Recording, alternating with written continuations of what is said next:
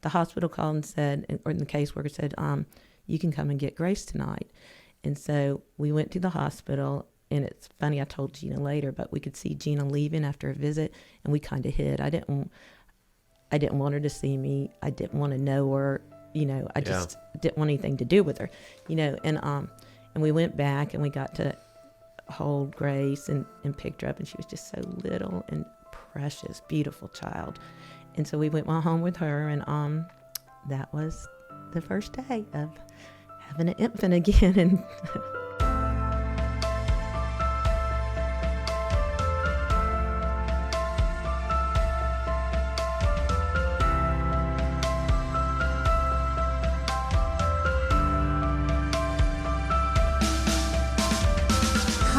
And and welcome to Miracles from the Hill podcast, where we share raw stories that display the anatomy of God's grace here at Miracle Hill Ministries. If this is your first time joining us, please subscribe. And of course, you can like, comment, and leave a review. To connect with us, visit our website linked in the description box. And now, here's our host, Ryan Dirk. Greetings, listeners, and welcome back to the Miracles from the Hill podcast. If you are here for the first time, welcome. We're excited that you're here. If you've been here with us before, thanks for coming back. We are deep in the depths of season 3, which is all about the experience of homelessness for children. And we are blessed today to have Evelyn Pankert with us. Evelyn and her husband, Rip, have been foster parents through Miracle Hill. So we're going to hear about your story today. Good morning, Evelyn. good morning. Thanks for having me. Oh, man, we are excited for our listeners to hear how the Lord has worked through your life. So let's just start out real basic. Why don't you just tell the listeners about your family? What's your family look like? Okay. My husband's Rip, and just to brag on him, he really is the best husband ever. He is just awesome. I love him so much. But anyway, and then we have 4 adult children that 2 of them live in Greenville and 2 live in Asheville. And 2 are married and 2 are not. I grew up Baptist, and it's true that when they say Baptists are in the church every time the doors are open, because we were there all the time. We moved to Greenville, and we attend First Presbyterian Church. And I also work there. I'm in children's ministry, so I've been doing that for about 20 years or more. I'm a grandmother of 2, a little boy and a little girl that are just precious. And I'm sorry, but I forgot one child because it hasn't been that long. We adopted our foster child, who is now 10, and he's a little boy, and we love him dearly, and he's wild. Do the 2 grandbabies live local, or are they in Asheville? They live locally, so I'm really excited because my daughter-in-law asked if we'd keep both of them. One's 5 months old and one's 2.5, for 4 days in the end of May, and we've had them one night, but never that long. So I'm really excited. I mean, it'll be crazy, but fun. But fun. So let's start at the beginning of kind of your foster care journey. So how did the Lord kind of lead you and Rip to consider fostering? Well, it's kind of like a blur because it's been so long, but we'd always kind of talked about it. But I always said, I don't want to do it when my kids are younger, because I just worried that I want them to have the attention they needed. And maybe that was right, maybe wrong. I don't know, but that's how I felt then. But our church at First Pres, we are partnership with Hollis Academy. And so it's been about 11 years, and I signed up to be a room mom. And so I go every week and go and help the kids with whatever she needs me to do. And it was about, I guess, we've had 7 or 8 years ago when I went, and I connected with this little boy in the class, and we just had a good connection. And one morning I went in and he wasn't there, and I asked the teacher, where's this child? And she said, well, last night DSS came and picked him up and all his siblings. And I said, I was so upset. And she said, they had to separate the siblings. And when we were thinking about going to foster care, we wanted to take siblings because we knew that was a need. And our kids were gone, and we had a 5-bedroom house, and it was big, and we could take lots of kids. And I left there and immediately called Rip and said, oh my gosh, what have we done? We could be taking these kids now. They're, they've been taken from their home and they're not together anymore. And it just broke my heart. Sure. And totally, it's not in my comfort zone to call people and do and ask stuff like that. But I was so upset about it that I knew we had a judge in our church. I'm like calling him and said, is there any way you can make it where we can get licensed really quickly so I can get these children? And he was like, no, there really isn't. So that's when we started the process right then. So I said, because I told Rick, I said, this is never going to happen again, where we have to say sorry, but we didn't do what God was leading us to do. So how did you know? I mean, clearly Scripture leads that foster care and adoption are close to the Lord's heart. But how did you know that this desire was from Him and not just because you felt bad about this kid?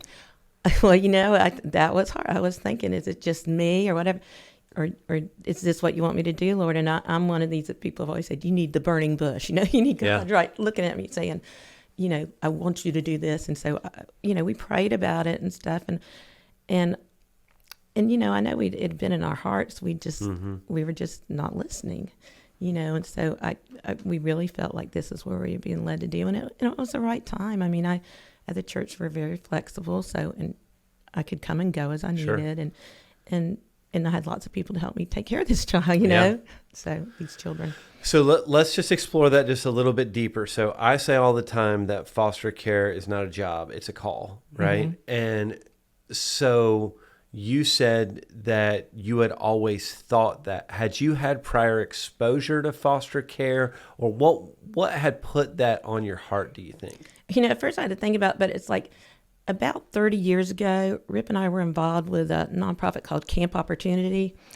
Not around now anymore, but it was where they'd take foster kids and through the year would have things for like parties and all sorts of things. And in the summer, we'd take them to camp. And one summer they asked us, because Rip was on the board, to go and head up to camp that summer.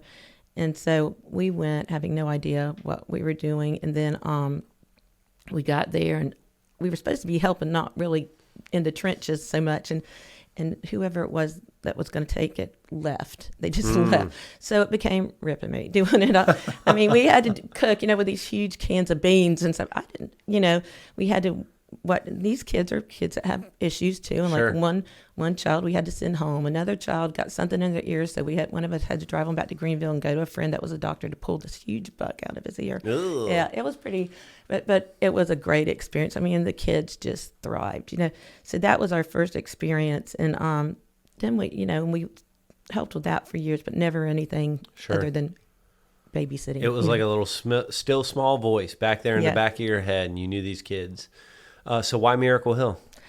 Because we wanted to go through a faith-based agency, and we'd heard, about Miracle Hill. I knew people, here and stuff, and I knew that y'all would be praying for us, that y'all would be walking beside us. I mean, and it was right what I thought. I mean, so many times, like, you'd call us all the time. Someone of our caseworker would be calling to see how we're doing, if we need anything. I mean, one day we went home and on the doorstep had no clue. There was 2 big old baskets full of diapers and all this stuff. And, and to be honest, when we got into foster care, how clueless we were. I didn't know you got little money to help take care of it. And I told, when they were trying to get all our, our paychecks and stuff together, I said, look, we're not in it to get any money. I mean, we can do this. And, it's just, we want to make a difference to help a child, whether it's little or big. And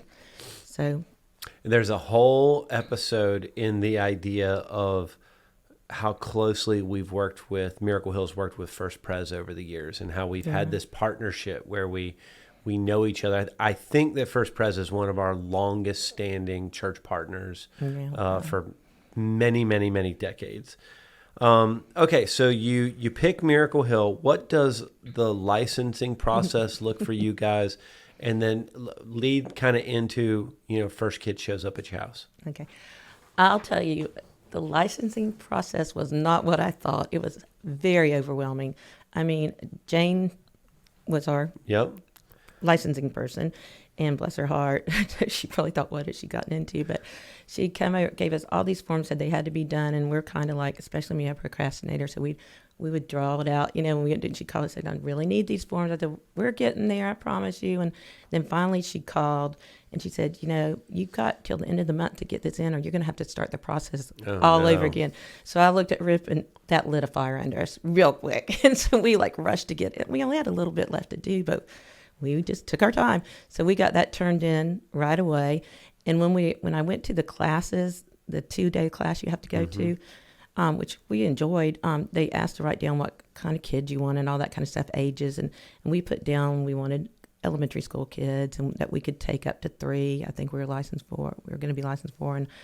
And I said, I really don't want any babies. I mean, I'm past that, and that's not what I was thinking of. And then the man said, well, you're not going to get any babies because everybody wants babies. So they're not going to come to you. So, and then they said, the minute we were licensed, said, do you want to be on the, what is it called? The list? Respite or? No, to get your kid, the open bed list. The open bed list. And I said, sure. And when will we be calling? She goes, oh, probably soon. I didn't know how it worked and didn't ask that much. And the first couple of days we got a call. And it was like, will you take, it's 2 kids, a baby, infant and another. And I was like, I don't know. I hate to say no, but I just don't really want to, I love babies, but not for every night. So we got 2 more calls asking that. And I said, oh, is it wrong if I say no? And they're like, no, don't feel bad. Well, the 4th call was for a 1-year-old and a 4-year-old. And I just dropped my hands and kind of looked up and said, God, you want us to take a baby for whatever reason. And we keep saying no, and you're going to keep having them call us. So we took a baby. And I said, when will we get them? They said, oh, probably tomorrow or, whatever. So we rushed out to buy another crib and stuff. And I think we got the call that they were coming Monday night. And Rip was going out of town. We knew that. And so my sister flew up from Florida to help me. And that Monday night we got a call saying we're on our way. I mean, you get a lot of notice, So we rushed home because I was over at my son's house. And we get home and the caseworkers showed up with Dalen and Rennie. And it was so weird. I mean, they came in. Rennie did have a fever, but they put her down, and she was like a zombie, the 1-year-old. She just kind of looked around.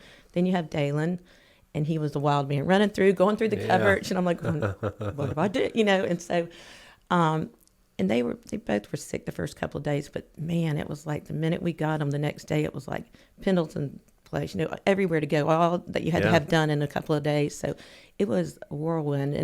And like I said, it was great at church because the people I work with in children's ministry, they were all right there, bringing food, helping, watching the kids if we had to run do this. It was, I mean, I wasn't scared anymore once I knew they were there. And they've been like that still today. And so we had Rennie for about almost a year, and then her grandmother got custody because her paternal grandmother, because they had the same mom but different dads. And Dalen's grandmother was who had them before, but she was one of the ones they took them from, so she couldn't get them back. So, and it was hard. I mean, when we knew she was going, I mean, but we got to know the grandmother very well because I told Rip, I said, I want her to be in our life. I can't, we were so invested in her, and she loved us. And so when we knew she was going back, we had like 2 weeks. And so I started having the grandmother come over. She met me at the church some because you weren't allowed to leave her alone with them. She'd come to the house, and so she'd get to know Rennie some. And the day that Charlene came to take her, we were all crying, but Rennie was hysterical. It was the hardest thing I ever did to give that baby over. But Charlene, said, you're going to see her. You're going to see her. And she was true to her word. I mean, we have her all the time. And then Dalen was with still to this day. Oh, yeah. Her grandma, and they live in Williamston. Yeah. And so I told Charlene, I said, look, I know you work full time and it's hard, and I'm real flexible. I would love to keep Rennie and put her in school. I said, I'll put her at First Pres and pay for her schooling. And I know she's yours, so you get her whenever you. So she let us have her. She'd get her on the weekends, and we kept her from 2 till she even let me put her in public school here. So I had her for kindergarten, Wow. first grade. And then this year, and I knew it was coming. I kept telling my husband, I told Rip, I said, you've got to be prepared. Because, I mean, I love Rennie to death, but Rip, I mean, I will tell Rennie sometimes, ask Daddy that you want a new couch. And he would get it, that he gives her whatever she wants. And so I said, she's getting ready to tell us she's going to take her. And Charlene said this year it would be so much easier for her because she had custody of 2 other grandchildren to have them all in the same school. So she took them back to Williamston for school. But I think we've had Rennie for the past 3 weekends. I mean, she let us take her for Christmas one year when we went to Vermont. She lets me take her to the beach. I mean, hopefully we'll get her this weekend because there's a birthday party I want her to go to. But she's been very gracious to us. But and with her other 2 grandkids, we take them too, just because I want. Do you? Oh yeah, it's like I'm not gonna lose that baby, and it's like, I mean, like I was telling her, we took Dalen to Disney a year and a half ago. That was her second time because I didn't know how long we'd have them, and I wanted them to have experiences. Yeah. And I asked if we could take Rennie, and she said yes. And I said, well, we'll take Noah too. She just had him then because I wanted him to have that experience. I didn't want her to say, well, I can't keep doing this and letting you have her and not him. So yeah, they'll stay with me this summer for Bible school the whole week, and So is Rip? Rip. He sounds like an amazing man. I look forward to meeting him someday. But is he just shaking his head and just going along with it? Yeah. He doesn't. He just says whatever you want to do. He's like, yeah, he is. He is. And for years, I never saw him even get mad. I couldn't even hardly make him mad. But, he does sometimes have a temper. But in fact, people in the church call him Saint Rip because he puts up with me, which isn't real kind. Okay, so eventually you get a new kid. Yeah, they terminated rights finally, which is frustrating with the system because they knew they needed to terminate rights. There were some horrible things in that house, and when they took them back at one point for 4 months, and some caseworker from wherever called and said, will you take Dalen back? And I said, sure. When do we get him? She said, tonight. And he never came. And I asked the caseworker what happened. They said, well, the judge decided it wasn't bad enough. The child had scabies, lice, and bed bugs, and the judge said that wasn't enough to take them. So I said, okay, well, we're here. And then we got a call again and said, can you still take them? And I said, sure. I was apprehensive because he'd been there for 4 months. And they took him because he had marijuana in his system, which to me, that's not as bad as the other because he was eaten alive. But and he came back and he was kind of a different child. It was a lot harder this time because he'd been back and there they didn't have any rules. He was having to get his food for himself. He'd go to bed at midnight, sleep all day in school. It wasn't good. But we've had him since then, and then they finally, about a year later, terminated rights, and we immediately started it. Well, we did ask Dalen. I said, do you want us, or would you like us to find a younger family? He goes, no, Mom, I really want you and Dad. And I said, well, he goes, I know, you're going to die sometime. And because I'd always said, well, we're older. I just wanted to be, He goes, but I don't want to leave you. I said, okay, then we'll go forward in this. And we called all the siblings. My oldest son, who now, he was in tears. Like, they were all there to support us, which I was very thankful for. Yeah. So eventually you get another little girl? We got kinship care that a little girl named Nevaeh, we got her as an infant too. Her mom called me. She was Rennie's grandmother's other adult child. And she was taken. So we took Nevaeh. And then we had her for about 6 months. And I did have a friend in Greenville that was helping me because she loved babies. So I asked the mom if it was okay if I let her keep her some, and she did. And then she decided she wanted to give Nevaeh to somebody else that she, so, and I understand, it was her choice. Yeah. So she left us after about 6 months. And then, I don't know, we might have had, and then we do some respite care for people and stuff like that. But But Rip said, let's take a little bit of a break now, and because we've had them, for every year, and let's just, take some time for us. And so that's what we did for, maybe a year. I don't know how long it's been that we didn't do it. So we're still licensed. So how did Grace come into your home? Well, it's an interesting story. Heather, a coworker, a good friend at church, she had just been licensed, her and her husband, and they were on the list, and they got a call. We were in a meeting, and she got a call and said, oh my gosh, they've got a baby that just was born. They want us to take her, and da-da-da. And so she, and so her and her husband were getting this child. And so they got Daisy, and they brought her home, and they had a lot of plans coming. So they asked, they were going to Disney World, would I keep Daisy? So I did for that week, and I was beautiful, sweet baby. And so they had things that were already planned that they really couldn't take her on. So we'd all help her out with that. And then Daisy was born in September. And then soon after that, a couple months later, Heather comes and says, Gina's pregnant again. And I said, whoa, and at that point, I only, I didn't know much about Gina. I just knew there was the drugs involved. But as it got closer, the caseworkers asked Heather, will you take the new baby? And she just said, we really can't. This gives us 4. It's 4 kids under 11 or 10 at that time, and we can't. And they said, well, we like to keep siblings together. We're going to need to take probably Daisy, because there's lots of families that love babies, and they'll take 2 of them because they're only 11 months apart. Sure. So, and Heather was beside herself, but she knew that, they just couldn't do it. And so she came up to me and said, Gina's having this baby.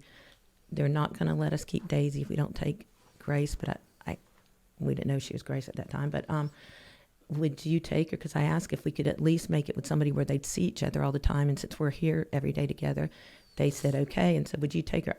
I didn't hesitate. I said, sure. Never called Rip, and so I'm real impulsive sometimes for me. I don't know. So I think it was that afternoon, Rip and I can always remember, we were on the interstate driving, and we were in the process of moving too. That was the worst part. I mean, it was a horrible move and all this, and bad mistake. And we're driving, and I talking to Rip and said, oh, and by the way, I told Heather we'd take the new baby. And he didn't say anything. And I finally looked at him and said, well, why aren't you saying anything? He goes, well, is this really a good time to be doing that? I mean, should you not have thought about this? And I said, well, I don't know. I said, but Heather told me if we didn't take this baby, they were going to take Daisy. And the next thing out of his mouth was, then tell Heather yes. I mean, he was like, we will take that baby. Because he goes, Grace and Graydon and Heather are so, I mean, they've had Daisy for a year. They cannot take that baby from her, and and then we were waiting, and when it was getting closer to time, I said, well, has the baby been born yet? When are we going to get the baby? And she goes, well, she's just been born, and I don't know if you'll even get her. They don't even know if she'll live. She is very sick. I mean, Heather showed me a picture, and there were tubes all over that baby, and she was in the NICU, and I said, well, just let me know what we're going to do. And I think she was a month early, because Gina didn't have any prenatal and all this kind of stuff to care. And then so they just call you then, whenever they expect you to be ready. So the hospital called and said, or the caseworker said, you can come and get Grace tonight. And so we went to the hospital, and it's funny, I told Gina later, but we could see Gina leaving after a visit, and we kind of hid. I didn't want her to see me. I didn't want to know her. I just didn't want anything to do with her, and we went back, and we got to hold Grace and do all that. And then they said, well, we're going to need you to come back tomorrow, because we need to do this car seat test that they do with kids out of the NICU to make sure that okay. And then we had to watch some hour video about taking care of babies, which, said sure. So we went back on, it was a Saturday, and picked her up, and she was just so little and precious, beautiful child. And so we went home with her, and that was the first day of having an infant again and going through the process. So I remember with our first baby that they made us watch that video. Did you have to? And and it was about taking care of a baby and about shaking babies. Yeah. And I remember looking at my wife and saying, why are they making us watch this video? Like, I'm not going to shake my baby. And then like 5 weeks of no sleeping. And I'm Yeah, like, you're oh, like I get it. Like if people aren't healthy And you're and exhausted. they're exhausted, like I get it. I get it why that's a thing. So I think it's interesting at the beginning of your story, you don't want anything to do with babies, right? And now you're getting a premature baby straight out the hospital. Mm-hmm. Okay, so you bring her home, and what's life like? It's not as bad as I thought. Maybe I was a lot more mature and not, I don't know, but she was a good baby. She only cried when she wanted to eat or whatever. And she did get up in the night some, but Rip always would take a turn. And usually he did a lot more than I did because he was just good with them. And at that point, our daughter had just moved back from Houston. So she would help us some too. She was living with us at that point. And we just did our thing. I mean, took her with me everywhere, and it was like, and like I said, at the minute I'd get to church, they'd all grab her. So I wouldn't, here, we'll take her, they all love, everybody loves to hold a baby. Mm-hmm. And so we just got back into life. I mean, I just, precious. I loved her. And in fact, I had 2 friends that were like, well, if she gets up for adoption, we want her. And I said, well, I don't think it works that way, but I'll tell them, because, so we just started doing life with her. And how did Dalen react to it? he was good. He liked her. I mean, Yeah. he was a little bit interested, but not a whole lot. Now, Rennie was always loving on her. When she was over, she's like, oh, my baby, and I always want to hold her and stuff. At that time, Rennie was 4, maybe. But Perfect time to play with babies. Yeah. Okay, so she just jumps into the household and life becomes normal and you've got all this support about you. Why don't you walk through kind of how that progresses through the courts and what you guys are thinking along the way? Okay. Like I said, I didn't know a lot about Gina, but what I did know, I didn't like. I mean, that was just, and I feel bad about that now, and we always went to all the court dates because even with Dalen and Rennie, we always said we never miss one because we wanted the judge to know that we were there, we were invested. And so at the first one that we went to, Gina was there with her caseworker or whoever she had, and came up to me and said, Gina would like to meet you. Is that okay? And I looked at Rip, and I said, I know, but he said, listen, and we met her, and she was very kind. She said, thank you for loving my baby and all this, very, I appreciate what you're doing. And that was about the extent of it. And then, so after that court date, I guess they give them like 3 months and she was doing what she was supposed to be doing. She was going to all her classes and taking it very seriously. And I meeting her, I liked her, but I still thought, you had 2 kids, you didn't do the right thing. Why should you be getting this one? Sure. And getting both. And she wanted both the kids. And she had already had a nursery set up. She was at Serenity Place and had a nurse. She goes, I got a nurse set for both the girls, and I'm so ready for it. And then she was asking. They came up and said she wants more than 1 visit a week because you get 1 visit a week, and she wanted 3 or 4. And that really upset me because I thought we're the ones that have to jump through hoops. If she gets those visits, we're the ones that's going to have to take Grace. We both work, and I just don't want to have to jump because she wants to see them more. I understand she wants to, but I didn't think that was fair. But they didn't let her have that. They said, once a week. But then I guess it was at the next meeting, we're saying we knew something was going on because Heather was there and Grade, and we were all there. And she, and they were all meeting the attorneys. And so we get in there, and we're just sitting there listening, and the attorney stands up and has said, he had something to say about what Gina wanted to say. And he said she wants to relinquish her rights. She wants to give up Daisy because she knows she loves Daisy, and she knows Heather and Graydon are the best thing for her because Daisy knows them, and that's their mom and dad, her mom and dad. And right then, it still gets me teared up. Right then, Rip and I looked at each other, and I said, we have got to do everything in our power to help her to get to know Grace better because she loves her children.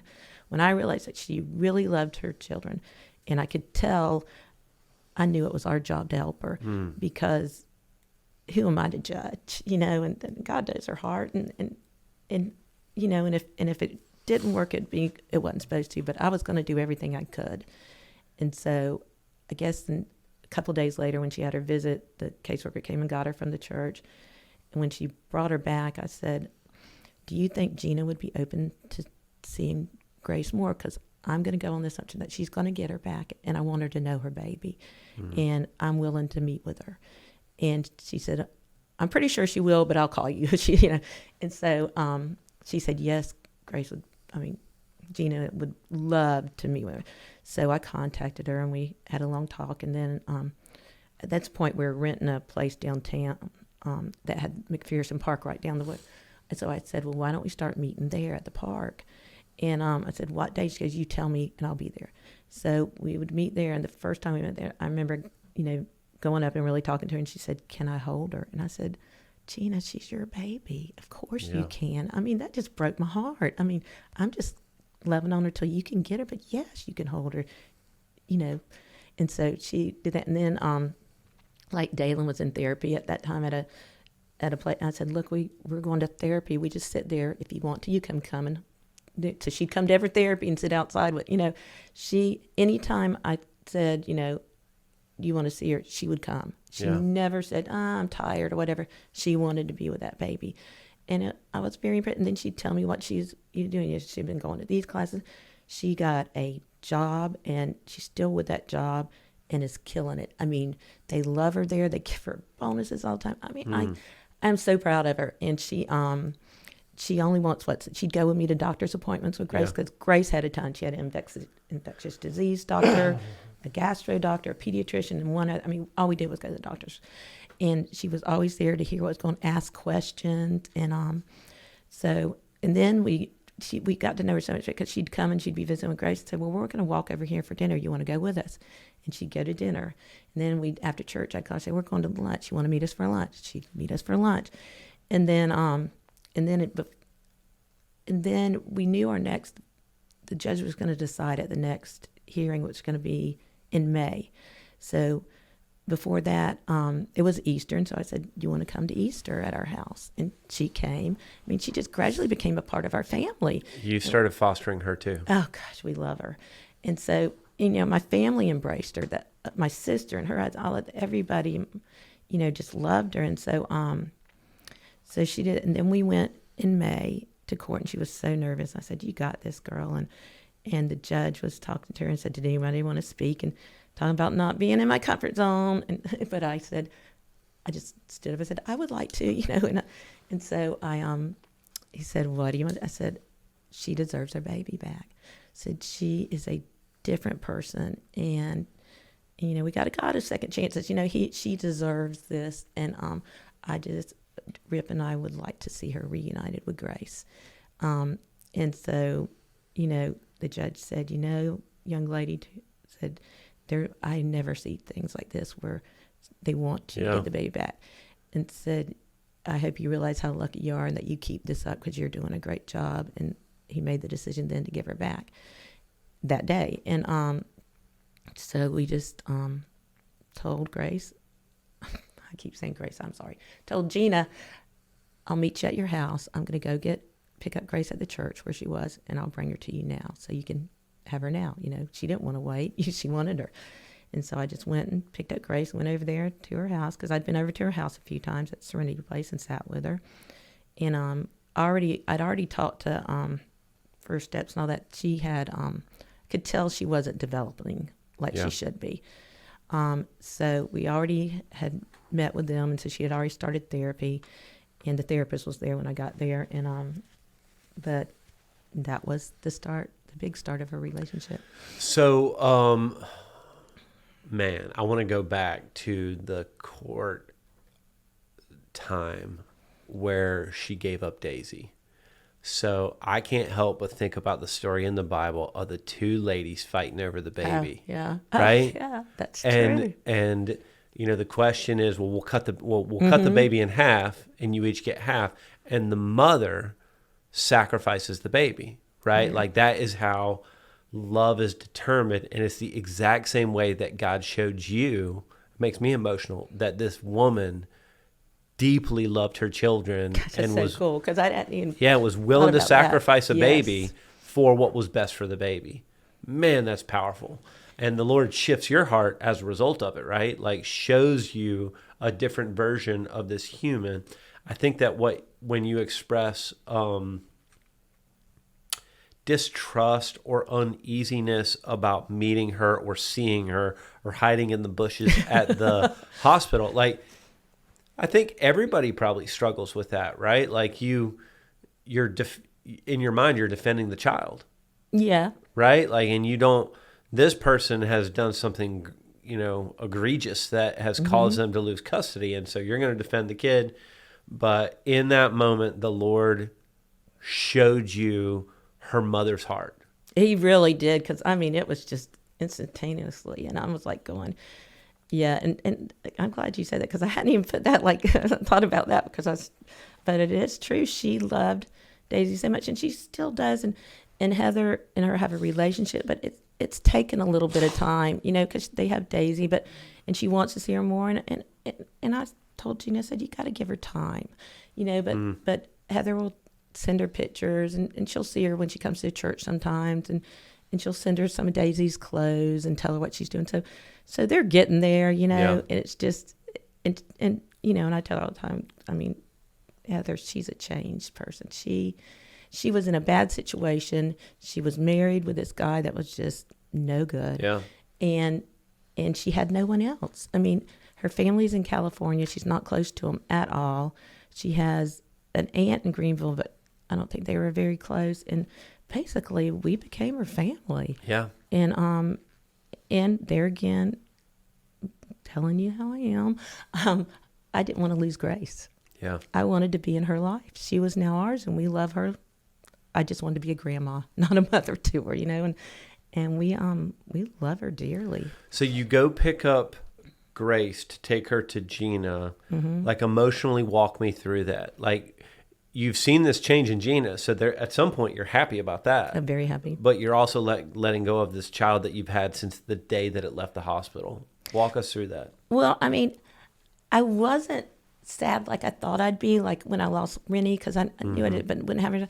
Because I knew we'd already built this relationship. Like we were going to the appointments together. She was eating with us constantly and stuff. And so I knew I'd see her all the time. And then Gina wanted us to be in case of emergency person. So when she got her into daycare, we're on the list to pick her up. Sure. She told me that if you just want to just get her sometimes just to keep her, that's fine. Just let me know you're going to get her. And we were seeing a lot because she was doing so well. And then she got into the Grace program over where they have the apartments over. Yeah, the Grace housing. Yeah. Front porch housing. Yes. And so she got in there and making the payments. She'd been saving money. And also I was impressed that she never asked us for anything. She was like, oh, I'm short this month or whatever. Never any of that. And she'd bought this car that was like, she needed new tires, and Rip went with her to get the tires changed, and they wouldn't even go underneath the car. It was so rusted out that it was too dangerous. So we said, Gina, you got to get a new car. This just didn't work. Yeah. So Rip started looking and stuff, and she was always meeting us for that. And she would call us and say, can you, I don't know what to do about this. Can you, like her other car wouldn't start. And so Rip would meet her at the daycare and try to start it. And then we'd go to the auto parts store and try to get something to fix it, and we were just putting a Band-Aid on it. So we knew we had to figure that out. And it's just, and then going into everything else, like Thanksgiving, Christmas, her birthday, and now again next week, Easter, she'll be with us. She came to every holiday. At Christmas, I bought as much for her as I did my own kids. So I'm like, so you went to foster this baby, and you adopted the mother. Oh, most definitely. I love her, and I hope it keeps going, well, and I'm praying it does, and that but yeah, she's one of mine, and it's like, I include her in everything, and I let her know constantly how proud I am of her, that she is killing it. So, but. And she's still making strides. How long ago was that when she went back to live with her mama? She went back May. We got her in October, so we had her from October to May, and then the day she went in to have Grace, I think that's the day when she totally gave up everything. So she's been clean and sober for 18 months and still just has no desire. She's found the Lord. She is so strong in her faith. She has a church she, loves. She is just, she witnesses to me. And mother, she is like unreal. We keep Grace every other Saturday because Gina has to work those Saturdays, and she'll send this long list and all the stuff, and then she'll tell me, and sometimes I'll tell her, I said, oh my gosh, she was supposed to eat at like 10:30. I'm scared to tell Gina we did it, because she is on top of it. I'll say she's a better mother than I was. I was never that that's so care. She is like calls during the day to make sure she's okay. Is she doing anything? And, we got her into, Grace is going to start the Meyer Center in August, and that was scary because it's hard to get in. And the day they were doing the lottery, I went with her to the Meyer Center so we could sit, in case something happened, she didn't get her in. And she did get in because now she can get all her therapy there because Grace she'll be 2 in October. So she's still not crawling, not standing. There's a lot of delays, but all the doctors say that she should catch up. So I pray that, but right now, like when you hold her, she's kind of floppy, but sweet. All she does is smile at you and never cries unless she's upset about something happening. I love her. I think a lot of people get into foster care thinking that the goal is adoption, but the goal of foster care is reunification, right? Like that is the goal. It is. I don't always agree with that. Yeah, and I don't either, right? Like, so the goal should never supersede what's best for the kid, right? But if the family can return to a place of health and the child return back to the family, then that's a win-win for everybody. But not only being mature enough to let go of those children from a healthy perspective, but then for the Lord to put it on you to take a step beyond that and to serve the family, this mother, like that is amazing. It's an amazing part of the story. So as you think about your story, what are you most grateful for, or maybe what was most unexpected about some of those situations that you went through? With Grace, I didn't expect to ever like Gina. Yeah. I really didn't. I just thought I did. And I told Gina this too. I told Rip that I would do everything in my power that you would not get that baby back. I would do everything. If I had to adopt her or whatever to keep her, because I didn't want you to have her. Yeah. And God changed my heart, and Gina, and I apologized to her. I said, who was I to judge and be so self-righteous? But so that was hard.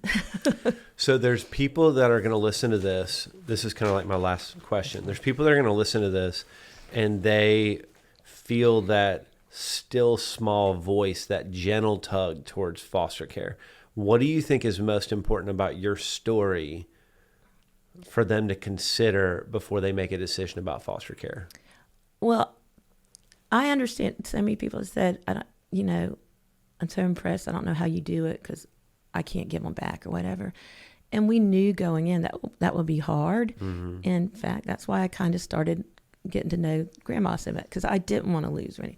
And I don't know if that ever, we've just been fortunate for this to happen with both times, but it's, I want to encourage people that it's important. That, yes, it's hard when you know that when they tell you, well, you have one more week with them or whatever, it's very hard, but you're doing your part, what you're supposed to do, and you're making a difference just in that little bit of time. You're loving on that child and you're doing, but, so, and there's, if you really can't foster, if it's not the right time, there's so many other things.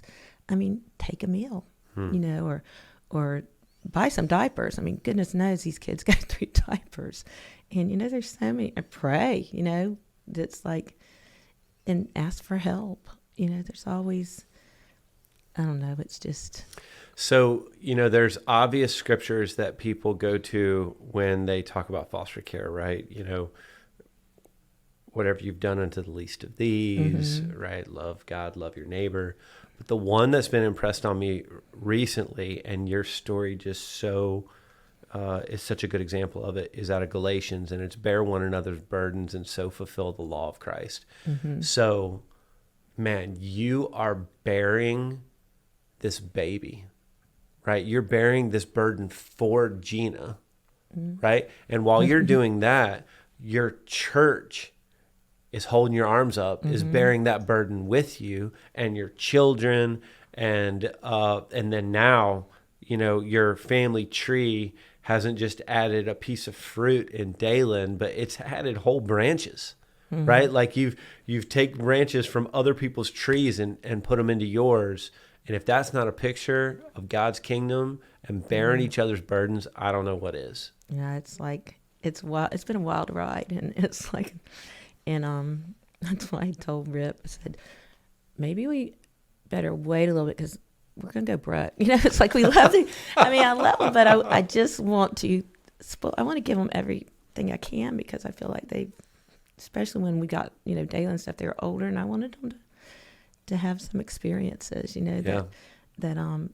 But yeah, it's a beautiful thing, and we've been very fortunate that we've had so many people that just have loved on us, and because I was very nervous about it.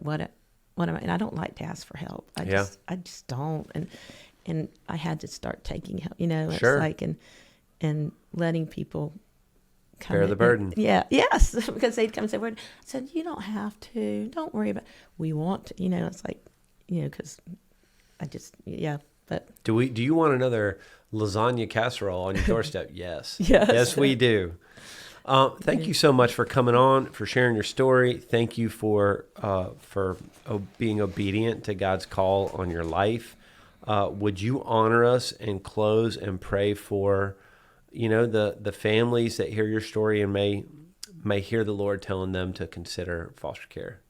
I'd be happy to. Now they're out of the comfort zone. Terrible. Okay. Father God, first of all, I just want to thank you for your goodness and for loving us and working in my heart when I was rebelling against fostering, that I was just putting it on the back burner and giving me a husband that just wanted to be on this journey with me and just being all in. You're such a good God. And I just want to thank you for Miracle Hill and all the other agencies that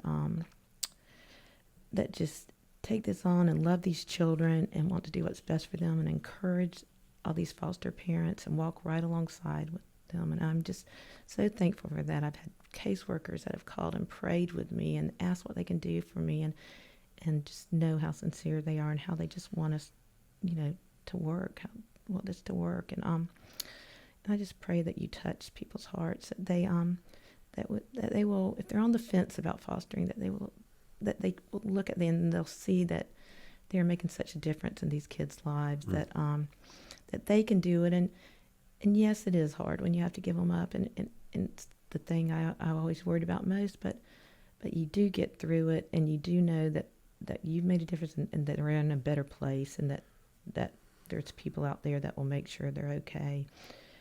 And I just thank you for loving these children, that you love them more than we ever could, and so we should never doubt your love, and that no, you only want the best for them. And I just know in Scripture you tell us to take care of the orphans and widows, and that we're to be there, and this is your commandment, and we need to follow it. I just ask that you help me to continue to do your will and quit bucking it and everything you want for us and these kids. And I just also thank you for this opportunity that you've given me to share our story and to let people know what one side of fostering is, our story, and that maybe you can help change their hearts, and that they'll say, I can do this. There's people out there that want to help me and that will help me, and that they'll take that leap of faith, because it is such a leap of faith. And if I did it, I think anybody could, because I am scared to try anything new. And thank you also for all you've done in Gina's life. Thank you for the changes she's made, that how she just loves that baby. And I just ask that you continue to be with her, and that she'll feel your presence right there when she needs you most, and that and she'll continue to follow you. And I just ask all this in your precious name. Amen. Amen. Thank you, Evelyn, for coming on. Thank you. All right. Bye, everybody.